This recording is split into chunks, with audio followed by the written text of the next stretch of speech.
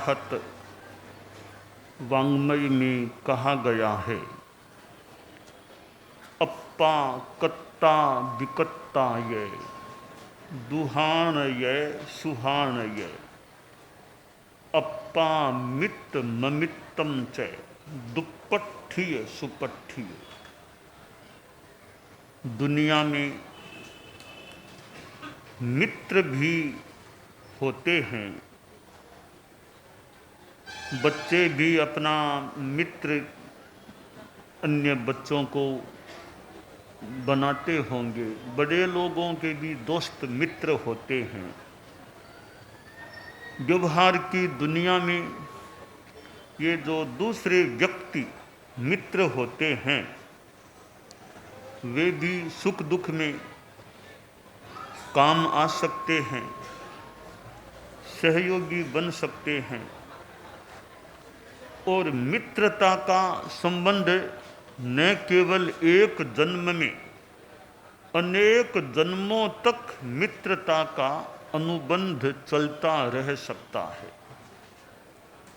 परम पूज्य आचार्य भिक्षु के साहित्य में भी ऐसी बात आती है। मित्री सो मित्रीपणों चलियो जा, कि मित्र से मित्रता का क्रम और शत्रु से शत्रुता का संबंध आगे तक यह वैरानुबंध और रागानुबंध कई जन्मों तक चल सकता है। भगवान पार्श्व और कमठ का वो मान लो जो भी दुश्मनी का कह दें कुछ भी, वह भी अनेक जन्मों तक रहा। तो ये दूसरे जो मित्र बनते हैं, कोई संस्कार हो सकते हैं, मित्र सहयोगी बन सकते हैं, परंतु एक बात शास्त्र में बताई गई कि आत्मा मित्र है और आत्मा शत्रु है। शास्त्र में कहा गया, पुरुषा तुममेव तुमं मित्तम किं बहिया मित्त मिच्छसि, कि पुरुष तुम ही तुम्हारे मित्र हो, फिर बाहर क्या मित्र की खोज कर रहे हो। यह एक परमार्थ की भूमिका में अथवा निश्चय की भूमिका में बहुत ही बढ़िया बात लग रही है कि तुम ही तुम्हारे मित्र हो। अब दूसरे मित्र हैं भी, अब वे कितना दुख को दूर कर सकेंगे, करने वाले कुछ कर भी दें, परंतु कई बार मित्र हैं, भाई बंधु हैं, फिर भी आदमी तकलीफ पाता है। तो अपनी आत्मा को अपना मित्र बनाना, आत्मा मित्र बन गई तो सुख भी मिल सकेगा। अब प्रश्न है, अपनी आत्मा को अपना मित्र कैसे बनाया जा सकता है और अपनी आत्मा शत्रु कैसे बन सकती है। अहिंसा धर्म है। अगर आदमी अहिंसा की साधना करता है तो मानना चाहिए आत्मा को मित्र बना रहा है। और यदि वह हिंसा में प्रवृत्त होता है तब आत्मा दुश्मन बन जाती है। आदमी सच्चाई के मार्ग पर चलता है, ईमानदारी का अनुशीलन करता है, तो आत्मा मित्र बन रही है। और बेईमानी करता है, छल कपट झूठ करता है, तो दुर्भावना है मन में, तो आत्मा दुश्मन बन सकती है। आदमी अचौर्य, मैं चोरी नहीं करूंगा, चोरी नहीं करना, चोरी से मानो नफरत, ऐसी वृत्ति है तो आत्मा मित्र है। और चोरियों में चोरी डकैती करता है तो खुद की आत्मा को वह शत्रु बना रहा है। आदमी गुस्सा करता है तो आत्मा शत्रु बनती है। शांति क्षमा में रहता है तो आत्मा मित्र बन सकती है। अहंकार करता है तो आत्मा शत्रु, और अनहंकार की स्थिति में है, विनय में है तो आत्मा मित्र।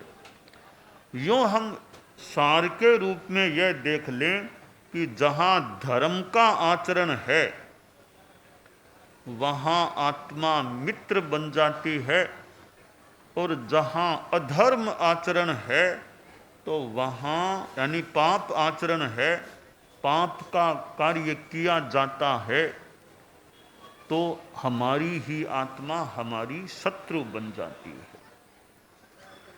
तो बस धर्म एक ऐसा तत्व है, वो हमारी आत्मा को हमारी मित्र बनाने वाला है, और पाप है वह हमारी आत्मा को हमारा शत्रु दुश्मन बनाने वाला तत्व होता है।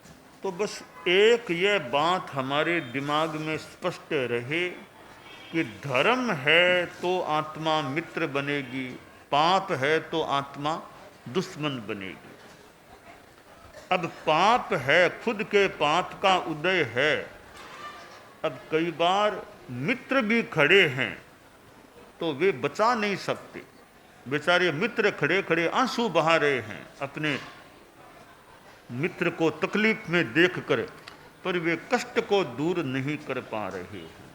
न तस्य दुखम विभयन्ति नाइओ, न मित्त वग्गा न सुयान बंधवा, एको स्वयं पच्चण हो ई दुखम कत्तार मेवम अनुजा ई कम्मम। कि कर्म अपने करने वाले का अनुगमन करता है, जिसने कर्म किया उसी को फल देता है।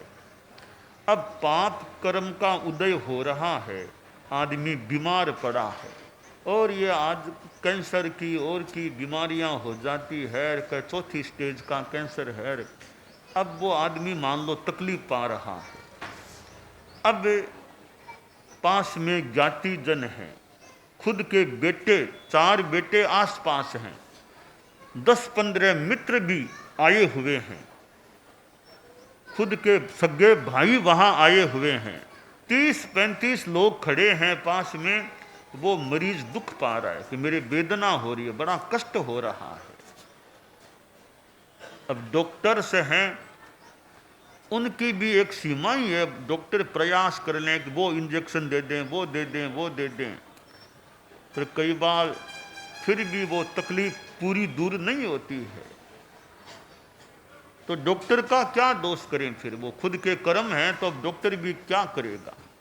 और जब डॉक्टर यह कह दे भाई अब तो ले जाओ हॉस्पिटल से छुट्टी ले जाओ, सेवा करो, हमारे पास जितना था उतना इलाज हमने कर दिया, अब तो ठीक है थोड़ा बहुत कुछ दवाई देते रहो और सेवा करो, इनकी धर्म ध्यान कराओ खूब, अर्थात अब और हमारे पास डॉक्टर के पास आगे इलाज नहीं है, यानी अब मौत निकट आ रही है। तो मौत से बचा लेना तो किसके वश की बात है। इसलिए कि इतने मित्र, बेटे, भाई आदि और परिवार के लोग आसपास खड़े हैं, पैसे की भी बहुलता, पैसा भी खूब है पास में, इतना होने के डॉक्टर भी दुनिया में बहुत हैं, हॉस्पिटल बहुत हैं, इतना होने के बाद भी आदमी चला जाता है, छोटी उम्र में भी कई चले जाते हैं। तो वहाँ फिर दूसरे क्या काम आए, क्योंकि अपने कर्म तो खुद को भोगने पड़ते हैं। तो वे शत्रु बनी हुई आत्मा है तो दुख पाना पड़ता है, और मित्र बनी हुई आत्मा है तो तकलीफ नहीं। दूसरे लोग खास नहीं है तो भी आदमी शांति में है, शरीर ठीक है, मन में शांति है, रोटी पानी सारी व्यवस्था ठीक है, तो ज़्यादा लोग पास में नहीं तो भी आदमी सुख से जीता है। तो आत्मा को हम मित्र बनाने का प्रयास करें, और आत्मा शत्रु न बने, यह भी ध्यान रखें। इसलिए धर्म के पथ पर चलना चाहिए।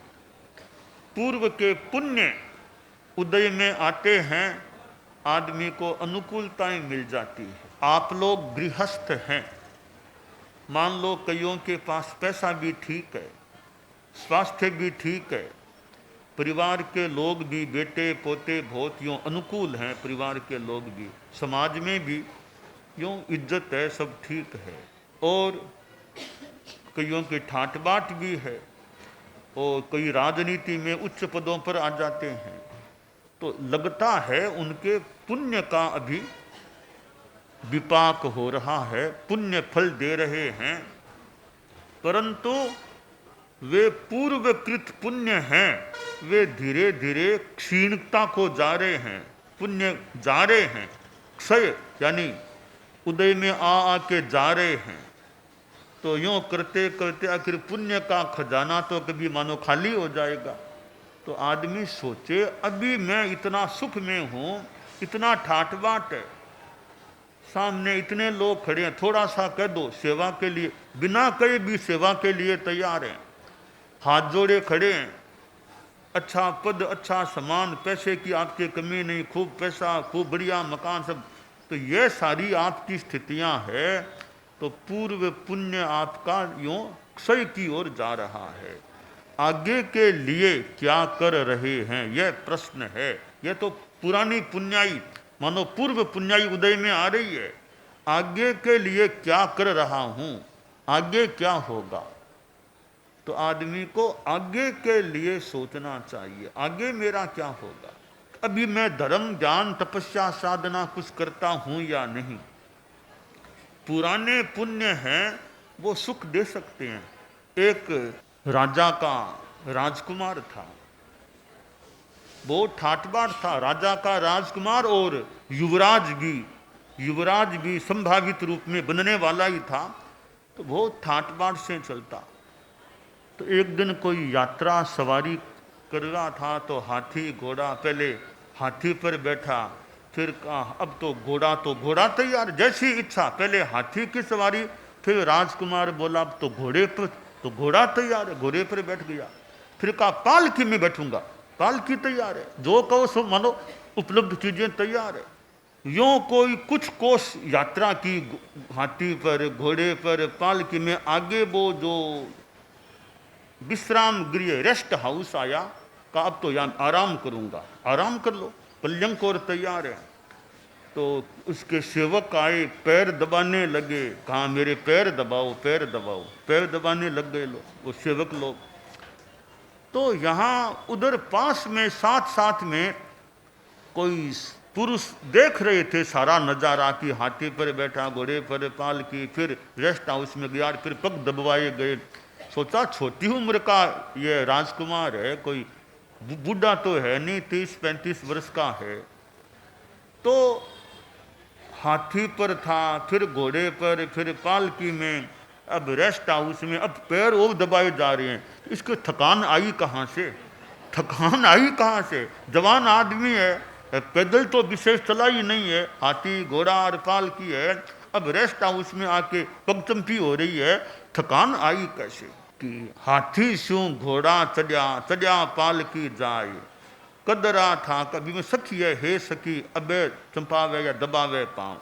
वो वहाँ महिलाओं की बात, मैंने पुरुष की बात बता दी, 2 पुरुष थे। तो कहा भी ये कब से थकान आई, ये अब पैर पगचंपी क्यों करा रहे हैं। तो वो दूसरा व्यक्ति बोला कि नहीं थकान तो है, इनके थकान पुरानी है। कि पुरानी थकान कैसे, कब की थकान है। तब उसने कहा भू सूता भूखा रया, घना सया शीताव, तब का थाका ऐ सखी अबे दबावे पाँव।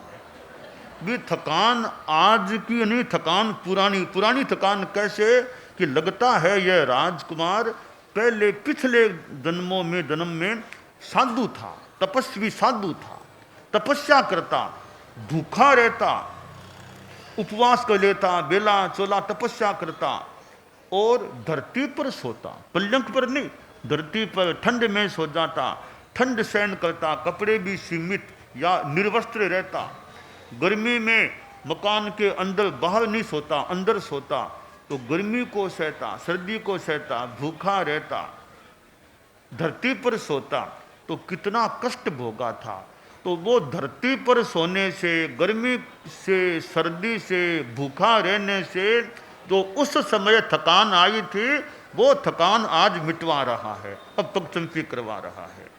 अर्थात पहले यह तपस्वी रहा होगा तपस्या की, तब तपस्या में तो मान लो थकान कुछ कठिनाई हो ही सकती है, तो अब वो पुण्य बंधे उन पुण्यों को आज भोग रहा है। तो उस समय जो सहन किया, सर्दी गर्मी, जो धरती पर सोना करना आदि, उस टाइम कितना पैदल भी चला होगा, वो तब की थकान आज इन नौकरों से, सेवकों से पगचंपी करा के मिटवा रहा है। तो इसका मतलब पूर्व के पुण्य आदमी के उदय में आते हैं तो ठाट बाट भी मिल सकता है, पर आगे के लिए क्या हो रहा है यह तो पुराना पूर्व का पुण्य मान लें। तो हमें यह सोचना चाहिए कि मैं आगे के लिए क्या संचय कर रहा हूँ। पुण्य भी छोटी बात है, मोक्ष बड़ी बात है, निर्जरा बड़ी बात है, संबर बड़ी बात है, पुण्य छोटी बात है। पुण्य तो भौतिक है, निर्जरा आत्मिक है, संबर आत्मिक चीज है। तो हम यह ध्यान दें कि संबर निर्जरा करके मैं मोक्ष की दिशा में, परम सुख का जो स्थान है, आत्मा की परम सुख की अवस्था है, उसको प्राप्त करने का प्रयास करूं। तो ये श्रावक जीवन, जहाँ त्याग, संयम, सामायिक आदि साधु संतों की सेवा और त्याग, प्रत्याख्यान, उपवास कभी कुछ, तो यह एक अपनी आत्मा को निर्मल बनाने का उपाय हो सकता है। तो यह धर्म का ज्ञान मिलना, धर्म की आराधना करना बहुत भाग्य की बात है, बढ़िया बात है। और कितने कितने लोग चतुर्मास में तो गुरुकुलवास में एक जगह रह करके डेरा डालकर सेवा करते हैं। अब कुटीर, वो कुटीरों में आपके जिनके बढ़िया बढ़िया मकान होंगे, बढ़िया बढ़िया साधन सुख सुविधा के, वे उन मकानों को छोड़कर इन कुटीरों में, हालांकि कई कुटीर भी काफ़ी बढ़िया बनते होंगे, कई कुटीर भी अच्छे बनते होंगे, तो कुटीरों में फिर भी घर को छोड़ के कुटीरों में रहना, और 2 महीना, 3 महीना, 4 महीना चौमासे में यूँ काफ़ी रह जाते हैं। तो वहाँ बस अपना धर्म ध्यान करो, साधु संतों की सेवा करो, बखान सुनो, गोचरी पानी की भावना बालो, गोचरी, मतलब धर्म का माहौल कितना मिलता है। घर में रहते हैं, इतना माहौल मिलना मुश्किल है। हम सिद्ध योगी आचार्य श्री महाप्रज्ञ से प्रेक्षा ध्यान का एक प्रयोग करें। आपको एक प्रयोग कराया जा रहे हैं श्वास प्रेक्षा का। 5 सेकंड में श्वास लेना है, 5 सेकंड भीतर रोकना है और 5 सेकंड रेचन करना है और 5 सेकंड बाहर रोकना है। इस प्रकार 20 सेकंड में एक श्वास। सावधान रहे, श्वास भरे, भीतर रोके, रेचन करें, बाहर रोके, श्वास भरे, भीतर रोके, रेचन करें, बाहर रोके, श्वास भरे, भीतर रोके, रेचन करें, बाहर रोके, श्वास भरे, भीतर रोके, रेचन करें, बाहर रोके, श्वास भरे, भीतर रोके, रेचन करें, बाहर रोकें, श्वास भरें, भीतर रोकें, रेचन करें, बाहर रोकें, श्वास भरें। प्रयोग संपन्न। तो ये ध्यान के बहुत छोटे प्रयोग कराए हैं और इनका स्वयं बार बार अभ्यास करें तो एक अच्छा अभ्यास हो सकता है। ओम आर्षम।